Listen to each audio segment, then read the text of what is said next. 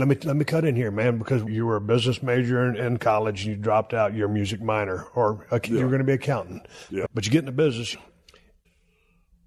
Am I right on that? Yeah, it's true.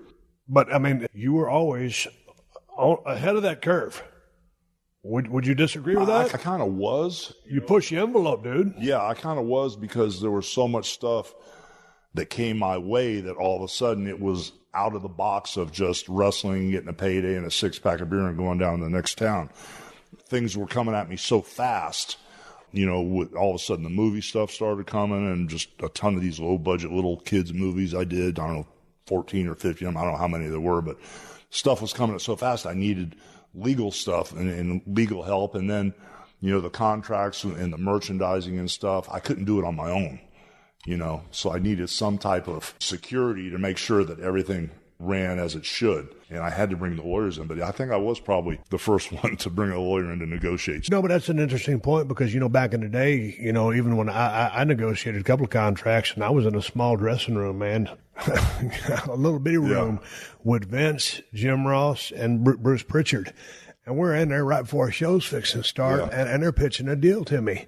Yeah. And, that's how it was. But I guess, would you say then, due to all the fact that you were Thunderlips in Rocky III, and all of a sudden, you can come from a wrestling background, and all of a sudden when you step into that world, you are introduced to the lawyers because of all the way the royalties are in the pay and everything like that. So all of a sudden you get a Hello McFly knock on the head. It's like, yes, WWE's got dozens and dozens, or every wrestling company has lawyers. And so the fact that, most of the boys would negotiate contracts without any help of a lawyer, hey, it's great to ride down the road and get a paycheck and have fun. But at the end of the day, man, we'd all say, hey, man, God dang, I'm having so much fun. I do this for free.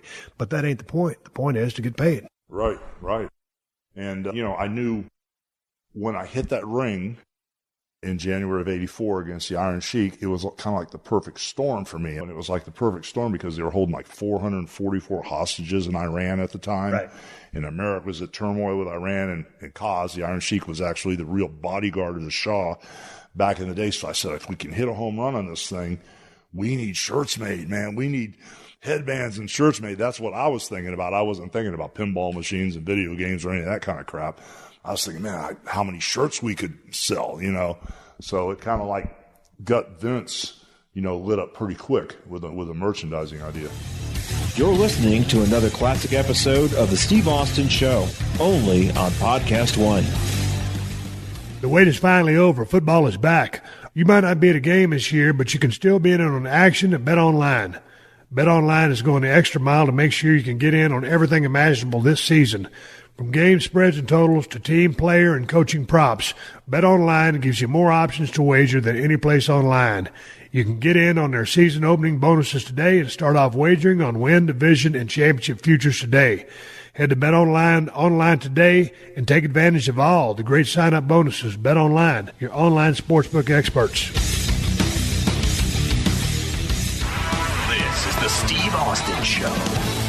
Going up there to New York for the second time, and all of a sudden Vince comes up with this idea for WrestleMania. Yeah. And so what were your thoughts on that? No one ever done it before. Well, at the time, you got to realize it wasn't this big corporate thing. It was almost like a real personal thing. Like if you and I and one of your friends were to talk about strategy and how we're going to start our new company or our roofing company or our car dealership. When I first went up there, I was in that office every day with just me and Vince and maybe one other guy. Patterson came in about a year and a half later.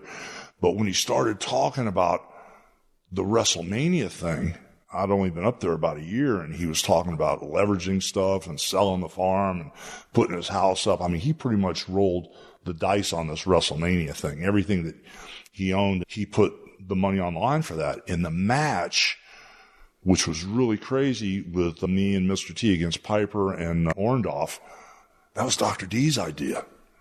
It was going to be Hulk Hogan against Mr. T against Roddy Piper and Dr. D. It was David's idea. And so all of a sudden, we hadn't started promoting it, and Vince was thinking it through, and David decided to shoot an angle, his own angle, at the LA Forum, where out of nowhere, I had T sitting in ringside because he's a friend of mine, and I didn't know what was going on. David rolled out of the ring and bitch slapped the hell out of him, just out of nowhere, a shoot slap. So when T came over the rail, we had to separate him, but Chief Strongbow sent the cops down, and they shackled David behind his back and carried him out, you know.